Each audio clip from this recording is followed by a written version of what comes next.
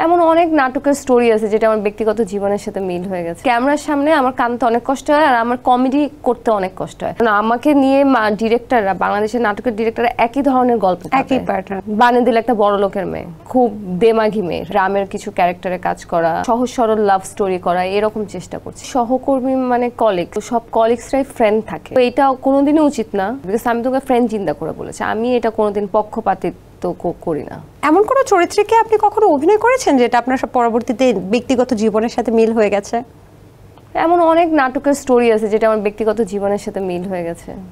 অনেক স্টোরি আছে। কোনটার সাথে একটু জানতে চাই। এখন আমি নাম মনে করে বলতে পারছি না, বাট এমন অনেক স্টোরি আছে। আচ্ছা, নাটকে যখন কাঁদতে হয়, কান্না করতে হয়, তখন কোন স্মৃতি মাথায় রেখে কান্না করেন?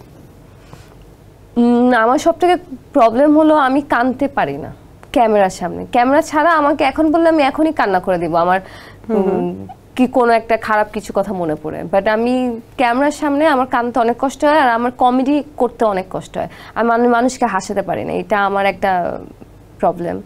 মানে কমেডি ক্যারেক্টার করা কিন্তু ইটস টু টাফ। যে কাউকে হাসানো, এটা হলো সব থেকে মানে অভিনয়ের ক্ষেত্রে আমার কাছে মনে হয় যে সব থেকে কঠিন কাজ। আর বলা হয় যে হাসানো বেশি কঠিন, কিন্তু কাঁদানো, মানুষকে কাঁদানো কিন্তু খুব সহজ।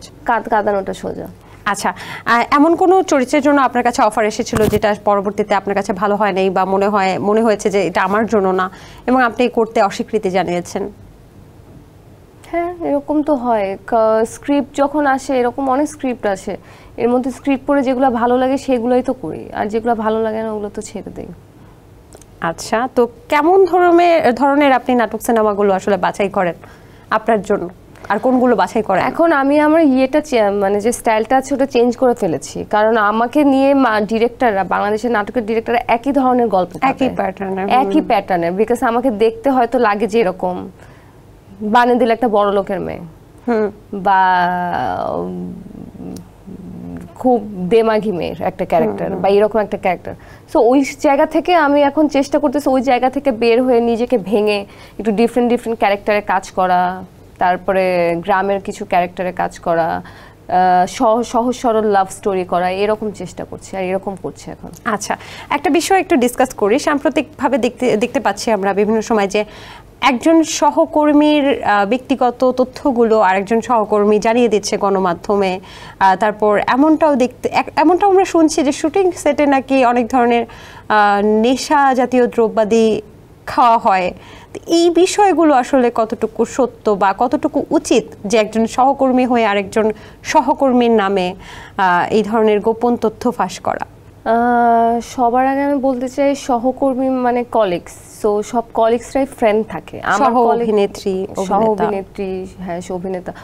তো আমার যে সহকর্মী, তার সাথে আমার ফ্রেন্ডশিপ ভালো বলেই আমরা একসাথে অনেকগুলো কাজ করব বা করে থাকি।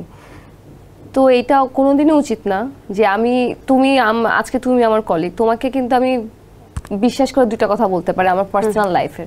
এটা যদি কালকে তুমি ক্যামেরার সামনে বলে দাও যে আচ্ছা সেমন্তীর সময় আমাকে এই কথাগুলো শেয়ার করেছে, এগুলো কোনোদিনই উচিত না, বিকজ আমি তোকে ফ্রেন্ড চিন্তা করে বলেছি। আমি এটা কোনোদিন পক্ষপাতিত্ব করি না। সেনসেশন ক্লাসিক স্ট্রবেরি ও কফি ভ্যারিয়েন্টে